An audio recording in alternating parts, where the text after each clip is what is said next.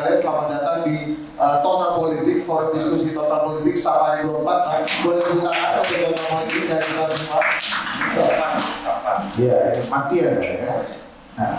Nah, Safari 24 ini setiap minggu kita hadirkan diskusi-diskusi offline seperti ini Bang, supaya yang pertama kita juga mengisi ruang publik demokrasi kita dengan isu-isu politik, pemilu dan demokrasi terkini ya.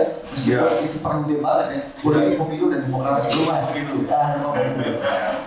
Dan setiap minggunya kita juga menghadirkan narasumber-narasumber terbaik yang bisa menjadi referensi. Tidak hanya terbaik, kalau menurut Mbak Titi narasumber laki-laki.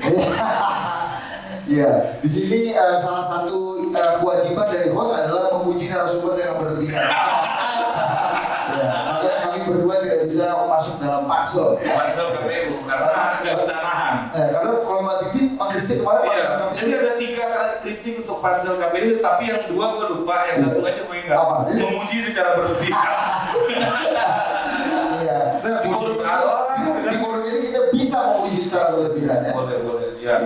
Termasuk setuju atau tidak setuju dengan isu-isu yang kita bahas. Iya, dan memuji secara berlebihan perpanjangan masa jabatan ini menjadi sesuatu yang penting. Betul. Karena kalau kata Nusron Wahid ya, yang konkret itu, katanya jadi anggota DPR 5 tahun aja enak, apalagi 7 tahun. Ya. Nah, meskipun saya yakin Mbak Masito dari hati kecil nggak setuju. Apalagi Magis. Iya. Relawan Anies Baswedan. Magis itu CV-nya panjang. Yang diambil sama produser. Teman diskusinya itu kabur. Iya. Fahri Ali. Abid Basyair. Iya. Tahu dia di poster? Relawan Anies Baswedan. Kurang ajar. Pak Taufik besok tuh tolong direvisi tuh Pak Taufik itu Bang Taufik itu ya Bang. Kurang ajar zaman sekarang. Buang mau dia kita. Oke, kita sampai dulu kita kenalkan dulu langsung. Lo takut gantian kalau acara kita yang satu lagi itu yang di pinggir kan? Oke, kita akan bicara mengenai perpanjangan masa jabatan presiden. Ya tentu saja ini menjadi polemik dan apa dampaknya bagi politik kita, bagi demokrasi kita, dan juga yang paling penting yang belum dibahas dan belum di capture oleh banyak orang. Kalau misalnya pemilu presiden dan anggota legislatif nanti terpaksa dimundurkan 2 tahun, bagaimana dengan nasib para kepala daerah yang harus bertahan dan berakhir di 2022, 2023 dan harusnya berpemilu bersama-sama di tahun 2024? Bukan terpaksa. Dipaksa. Iya. Kalau kata Pak Anies terpaksa. Oke. Diksi Anda itu loh. Oke, itu yang akan kita bahas. Mudah-mudahan ini bisa menjadi referensi buat teman-teman. Ini sudah banyak teman-teman media yang setiap minggu datang bersama kami. Terima kasih untuk teman-teman media yang mau datang meluangkan waktunya pada siang hari ini. Sudah siapa aja nih yang ada di sini? Ya, yang pertama kita kenalkan yang kita dulu, kita Budi Adiputro dan Adi Putra Udara. Kalau kita kan ada motonya. Iya. Kan kita nggak penting-penting banget. Siapa tahu Bang Ges itu siapa sih yang hidup Kita perkenalkan dulu dari Al Mukarram yang paling awal ini. Betul. Ini seorang pejuang demokrasi sih. Iya. Orang yang pejuang pemilu, orang yang selalu hadir memberikan wawasan buat kita soal kepemiluan dan soal demokrasi. dan selalu komplain poster-poster diskusi kita ya. Kenapa tidak ada perempuan? Padahal jangan lupa kita semua ini sangat feminis. Iya. Pro perempuan, pro kesetaraan. Iya toh yang teriak-teriak rakyat juga bukan rakyat biasanya kan. Iya. Gitu. Jadi ada Batit ya ini ya Dewan Pembina Pemuda itu udah masuk Dewan Syuro. Dewan Pembina, ya itu langitan tuh. Langitan. Nah, yang berikutnya lo nih. Ya, berikutnya adalah relawan Anies Baswedan. Awas kamu topik ya. Filsuf dan aktivis sosial Ges Khalifah. Anak Senen. Mantap. Yang memakai fotonya di baju. Tadinya sebelum tahu ada Arief Poyono, dia tadinya pakai kakak Sleng. Tapi kita harus naik 2 oktav sedikit. Akhirnya kan gurunya kakak Sleng kan pakai siapa namanya? Bob Marley. Yang posternya berevolusi di jalan-jalan Jakarta Selatan. Betul. Dari foto menjadi karikatur, menjadi foto menjadi karikatur. Bagi Anda yang punya leluhur atau kerabat yang dimakamkan di TMP Kalibata pasti melihat fotonya sebelum melakukan. Oke, kita sambut. Masih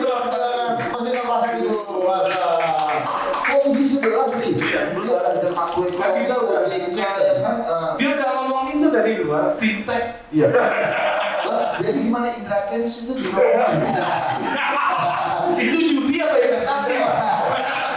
Iya, Anda ini harus bikin peraturan yang tegas untuk kita. Tapi kita sebelum bicara macam-macam nih, kita mau disclaimer satu lagi kawan kita Arif Puyono, ya kan, yang sedianya hadir, beliau mendadak mendapat rem tangan darurat. mendapat rem tangan darurat kawan kita. Ternyata nggak berani apa gitu. Oke, jadi gimana nih? Apa yang mau kita bahas? Kita mulai dari mana? Ini topik yang sangat seru, menarik dan paling terkini soal. Jadi kita kemarin udah bahas kan sebenarnya ada 3 ketua partai yang berada di dalam langgam ini gitu ya. Yang pertama Caimin memang bicara bahwa tegas bahwa ini ada stagnasi ekonomi gitu. Nah yang kedua Pak Zulkifli Hasan dari PAN juga tegas bilang bahwa ini ada Rusia dan Ukraina. Jadi betul. Ada tuh yang lu baca artikel ya. Ya karena kalau ketegangan geopolitik di internasional kan bisa berakhir. Jangan lu cari-cari juga hubungannya. Ini ada bukan urusan kita, boy. Nah yang ketiga itu ada Pak Erlangga, petani yang mengatakan, walaupun petani sawit. Petani yang bisa melakukan usulan di situ. Nah jadi dinamika politik elit ini ya, ini yang terjadi hari ini bahwa ada dukungan kepada ide yang mana esensi demokrasi itu adalah membatasi, tapi ini malah memperluas gitu. Betul. Nah ini akan jadi presiden untuk selanjutnya. Ini berpendapat Anda? Iya, makanya tidak berpendapat. apa tidak akan cuma dalam situasi hari ini? Pertanyaan. Biarlah. Oke, gue masih ke Bang Masito. Ini malah penting karena part of elite gitu. Ya, part of elite dan part of partai koalisi. Apa pertanyaan publik? Apakah ini memang maunya presiden dan maunya partai-partai koalisi? Karena sudah ada 3 partai yang tergabung dalam partai koalisi yang sudah mengungkapkan gesturnya secara lantang tentang perpanjangan masa jabatan. Ya, makasih Mas Budi. Jadi pertama harusnya kita tanyakan sama yang muslim. Saya gak ada yang adil. Nah prinsipnya adalah kita kembali kepada semangat reformasi dan demokrasi tahun 98 itu. Nah dari semangat reformasi itu kan kemudian terjadilah perubahan atau amandemen terhadap konstitusi kita yang berimplikasi pada sistem ketatanegaraan kita. Masa jabatan presiden dikuasai dibatasi hanya menjadi 2 periode ya, untuk menghindari absolutisme kekuasaan yang sangat absolut tanpa batas tadi. Nah kemudian lahirlah berbagai bentuk lembaga-lembaga negara baru termasuk MK. Nah itulah bahwa reformasi dan demokrasi itu meletakkan satu sistem yang menjadi antitesa dari sistem otoritarianisme yang diterapkan pada masa Orde Baru. Nah, kemudian kalau sikap PDI Perjuangan yang kami dari berbagai pembekalan pengarahan yang disampaikan oleh Ibu Megawati jauh sebelumnya, beliau selalu menekankan pentingnya komitmen bernegara. Komitmen bernegara itu apa? Kepatuhan pada konstitusi dan undang-undang. Nah, kalau di situ saya berpandangan Ibu Mega itu orang yang memegang teguh hal-hal yang prinsip dan nggak bisa ditawar-tawar. Nah, terkait dengan adanya usulan untuk melakukan penundaan pemilu atau segala macam. Nah, prinsipnya kalau PDI Perjuangan menolak penambahan masa periode presiden jadi 3 periode, karena sudah dibatasi 2 periode. Nah, kalau sampai sekarang partai belum mengeluarkan sikap secara kelembagaan. Nah, Pak Sekjen Mas Hasto sudah menyampaikan tentang bagaimana komitmen bernegara dan konstitusi dan perundang-undangan. Nah, tentu dari berbagai alasan, argumentasi, usulan-usulan penundaan pemilu itu kan harus kita letakkan dalam konteks ya kepentingan bangsa yang lebih besar, bukan karena hasrat kekuasaan. Karena apapun kita harus hindari itu. Jangan lagi ada lahir kekuasaan yang absolut, tidak tak terbatas gitu ya. Karena apapun kita masih menganut negara hukum, Rechtsstaat, bukan Machtsstaat atau negara kekuasaan. Nah kita harus saklek di situ. Nah kalau kemudian usulan-usulan itu kan ini harus kita lihat sebagai sebuah usulan, ya kita hargai usulannya. Tapi kan harus disertai dengan bukan sekedar argumentasi politik, tapi juga harus melihat kondisi kebangsaan saat ini. Kalau dikatakan alasan pandemi apa segala macam, ya mungkin saja ada benarnya gitu ya. Mungkin saja Aman sekali ya. Setengah setuju deh. nah, Menolak akhirnya, mau setuju juga belum ada. itu persis. Nah intinya tidak 3 periode. Kalau itu clear ya Bang ya? Clear. Berarti amandemen konstitusi juga tidak diperlukan. Apa maksudnya tidak ada keinginan untuk mengamandemen konstitusi dari PD Perjuangan? Ada lagi Pak? Sampai saat ini belum. Kalau PD Perjuangan yang diperjuangkan itu adalah pokok-pokok haluan negara. Oh. Bagaimana sebuah bangsa, ya, dia harus punya perencanaan baik di jangka pendek, menengah, dan panjang. Oke. Karena nggak mungkin sebuah negara hanya berjalan dengan program dari janji presiden. Ya.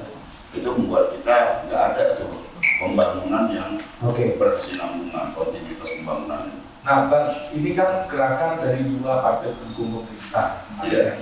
Plus 1 ada Golkar. Tiga Iya. berarti ya. Nah, ini sebagai partai pendukung pemerintah, Bang, kita melihat bahwa ini bola panasnya mulai mengarah ke presiden Bang sekarang. Ini seolah-olah presiden yang memobilisir kekuatan-kekuatan politik elit ini gitu. Dari PDIP melihat gerakan kawan-kawan koalisi ini gimana Bang yang mulai mengarah bahwa ini serangan ke presiden? Kita belum tahu ininya ya, di mana apakah itu datang dari presiden atau memang inisiatif.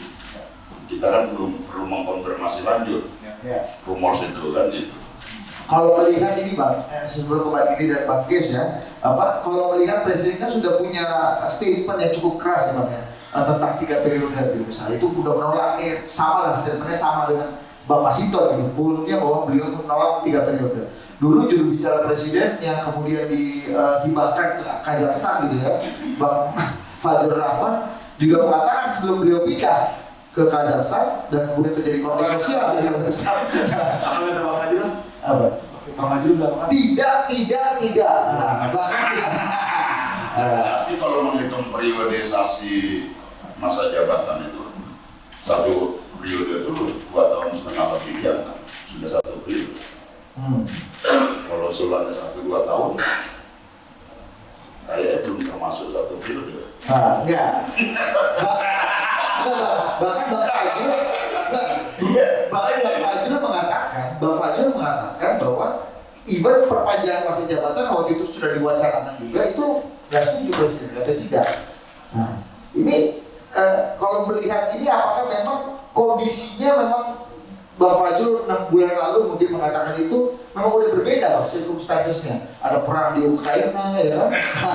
Ada abang di komisi 11 komisi Kalau presiden kan jelas menyatakan kan menampar muka saya, menyorokkan saya dan lain-lain. Iya. Itu kalau usulan 3 periode tadi, ya nah, kita nggak tahu. Kalau usulan-usulan datang dari partai politik tadi, ya apakah itu menjadi gayung bersambut atau hanya cuma usulan kosong saja? Iya. Karena apapun yang harus dihitung adalah 1, kondisi sistem ketatanegaraan kita. Nah itu dicantelkan di mana? Karena apa itu? Kita harus memiliki ya satu kepemimpinan yang legitimnya. Kalau dia penundaan pemilu, habis periodenya, ya kan harus dicari formulanya apa, formula dalam sistem ketatanegaraan. Ya kan nggak boleh negara mengalami vacuum of power barang sedetik pun. Nah maka itu harus dicarikan formula ketatanegaraan, itu satu, itu pasti mengalami kerumitan sendiri. Kemudian ya berikutnya adalah tentang mengatur tentang kepala daerah. Meskipun kepala daerah itu diatur dalam satu undang-undang sendiri, ya, yang semua kepala daerah itu yang melaksanakan tugas-tugas pemerintahan pusat di daerah. Nah kalau terjadi kekosongan di daerah, ya bisa dianggap umpama pejabatnya atau pelaksana tugasnya atau pelaksana hariannya dan lain-lain seperti itu. Nah yang kalau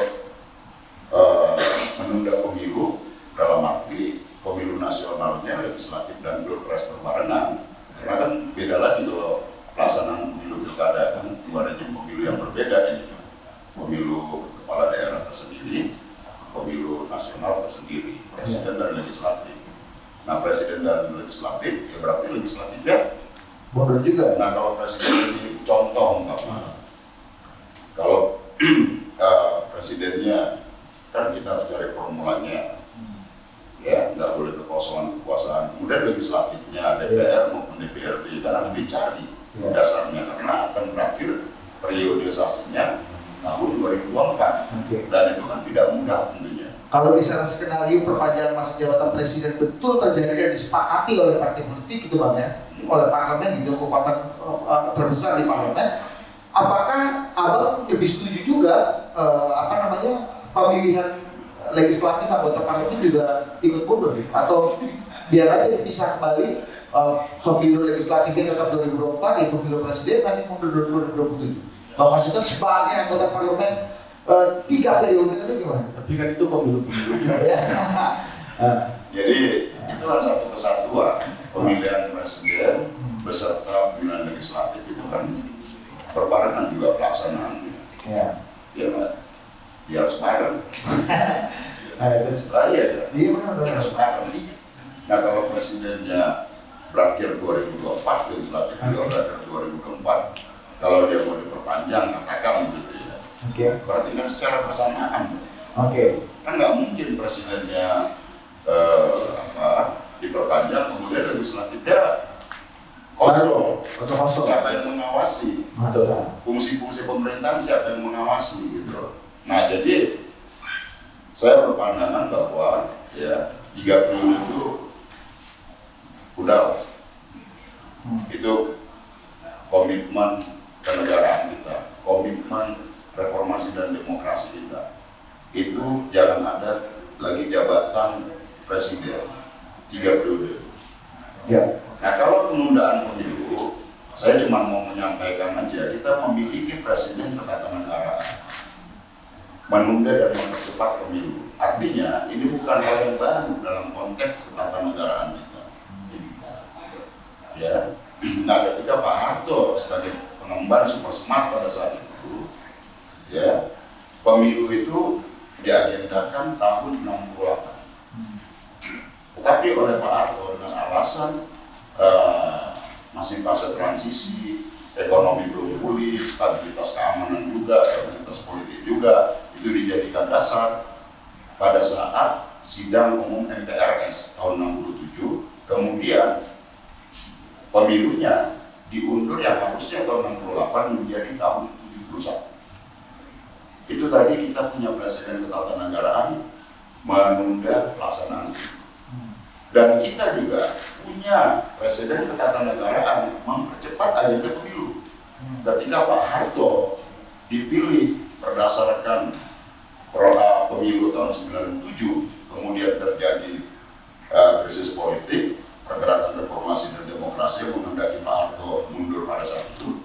Beliau mundur tahun 98, kemudian Ya, beliau mundur Mei 98, bulan November sidang umum MPR yang itu juga saya pada saat itu bersama kawan-kawan di gerakan mahasiswa menolak sidang umum MPR tersebut.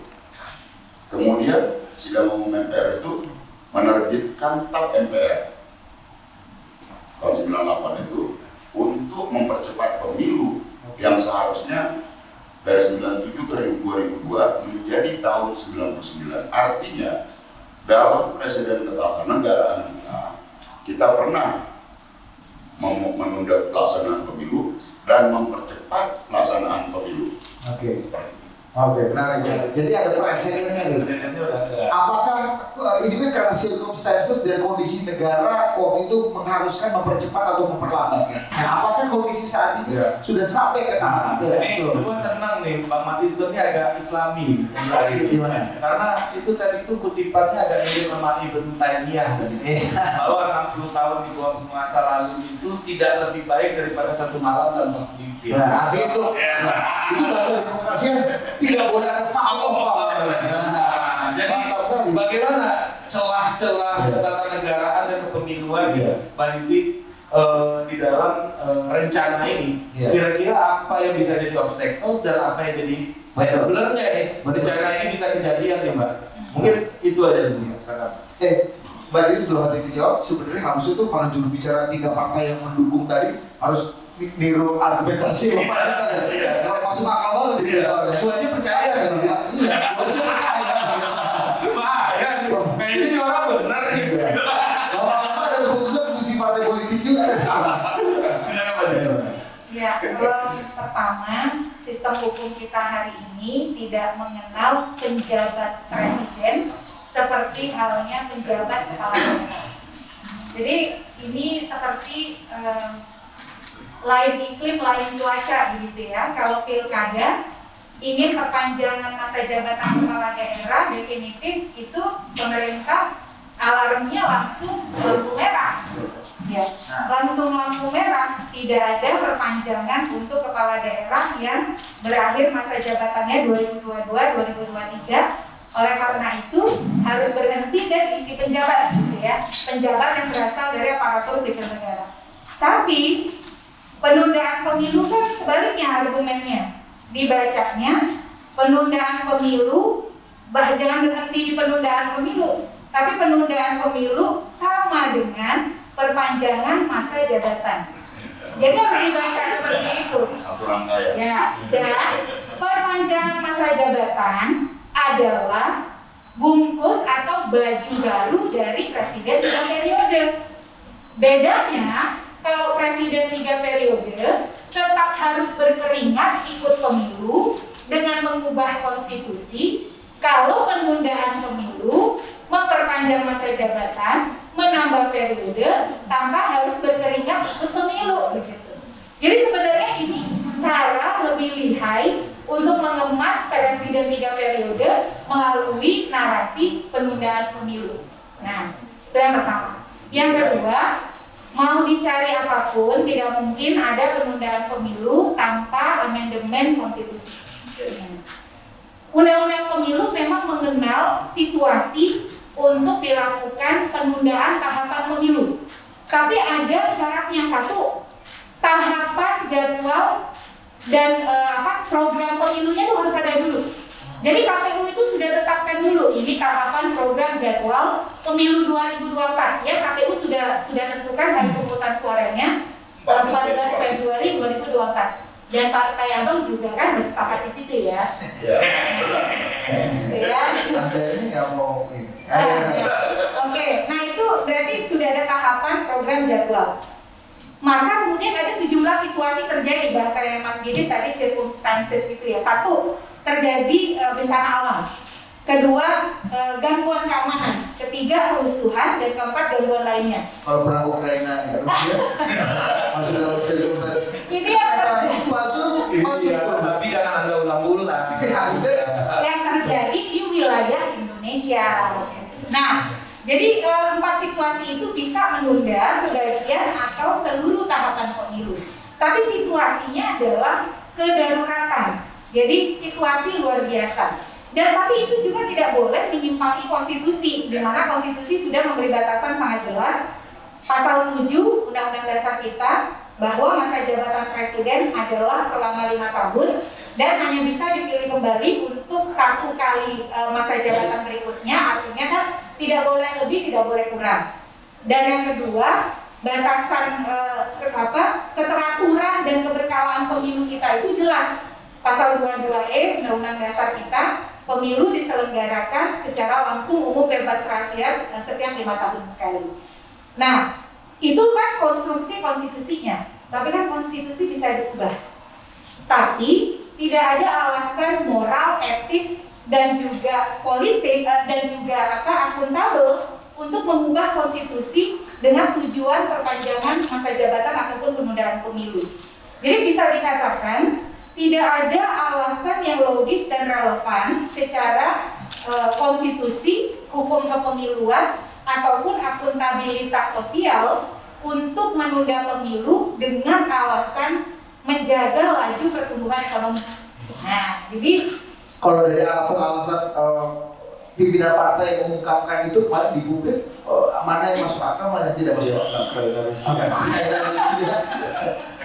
Ya, kalau dari sisi praktik, jadi gini ya, dalam kajian atau literatur akademik, penundaan pemilu itu adalah cara paling populer yang digunakan oleh rezim otoritarian untuk memperpanjang masa jabatan tanpa menyelenggarakan pemilu. Jadi penundaan pemilu adalah upaya melawan pembatasan masa jabatan dengan menghindari pemilu. Itu sudah merupakan kajian akademik ya, selain amandemen konstitusi. Kalau amandemen konstitusi kan itu pilihan yang juga dilakukan untuk menghindari pemilu dengan menambah masa jabatan misalnya dari 5 tahun jadi 7 tahun. Nah, apa yang disampaikan contoh soal menjaga laju pertumbuhan ekonomi. Dengan membaca argumen para pejabat publik kita, sebenarnya kita bisa melihat inkonsistensi pejabat publik kita. Jadi selalu tiba keinginan, tiba argumen, tiba keinginan, tiba alasan. Satu soal pemilu seolah-olah dijadikan argumen menghambat laju pertumbuhan ekonomi. Pilkada 2020, semua partai dan pemerintah menganggap pilkada adalah stimulus untuk mendongkrak pertumbuhan ekonomi daerah. Iya. Ya. Dulu Mendak juga pernah ngomong ada beras soal lagi gimana.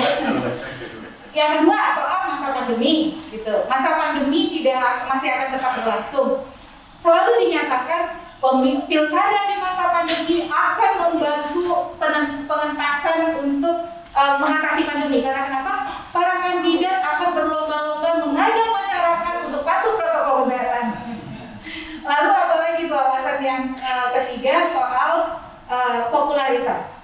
Nah, soal popularitas ini kan sebenarnya kalau Bang Masinton sebagai aktivis terdepan ya, kalau saya ini kan disuruh demo sama Bang Masinton. Karena kalau 97 mahasiswa semester 1 ya Bang ya. Itu udah korlan-korlan. Udah 7 tahun kuliah. Metro ini ya berarti. Bisa bawa teman-teman. Iya. Metro ini turun tangan karatemnya. Makanya dimilih di atas bosnya. Nah, jadi konsekuensi logis dari negara republik dan juga demokrasi ya kita tidak menghendaki favoritisme pada individu. Karena sekali lagi favoritisme pada individu membawa konsekuensi logis pada kesewenang-wenangan dan kekuasaan absolut. Itulah yang menggoda Pak Harto sehingga kemudian setelah 5 tahun bertambah 5 tahun, bertambah 5 tahun lagi dan terus menjadi 32 tahun. Jadi godaan yang paling menggiurkan dalam komitmen kita berdemokrasi adalah tawaran bahwa pembangunan itu hanya bisa digantungkan pada satu individu saja dan mengabaikan fakta bahwa Indonesia punya banyak orang yang punya komitmen tinggi untuk membangun. Jadi komitmen membangun ekonomi, bangsa, negara itu bukan hanya milik satu orang. Dan kalau ini terus dinarasikan, sebenarnya partai politik secara terbuka mengakui kegagalan melakukan regenerasi politik. Nah itu yang sebenarnya ini menjadi sesuatu yang anomali ya. Satu, kita bergembira hari pemungutan suara sudah diputuskan KPU. Dan itu 1 tahun loh debatnya sama partai politik dan pemerintah. Yang awal katanya diputusin pas tanggal merah pemilunya. Awalnya kan maunya 15 Mei. Iya. Setahun berdebat, tidak pernah ada sejarah pemilu Indonesia pemerintah itu secara terbuka berbeda pandangan dengan KPU soal hari pemungutan suara. Setelah pembahasan setahun, ada keputusan politik tanggal 14 Februari 2024 kita pemilu. Kita kan euforia ya, senang tuh. Presiden 3 periode berhenti wacananya, panjangan masa jabatan berhenti, ternyata muncul lagi. Yang kedua, di tengah kegembiraan, indeks kinerja demokrasi kita menurut ekonomis naik. Dari peringkat 64 menjadi 52. Kita kemudian dibangun kepercayaan diri, Indonesia bisa kemudian lebih baik dalam konteks kan selama ini selalu dikatakan kita mengalami kemunduran demokrasi, regresi demokrasi dan lain sebagainya. Maka wacana-wacana sebenarnya lebih mengindikasikan mundurnya demokrasi melalui penambahan periode jabatan, lalu penundaan pemilu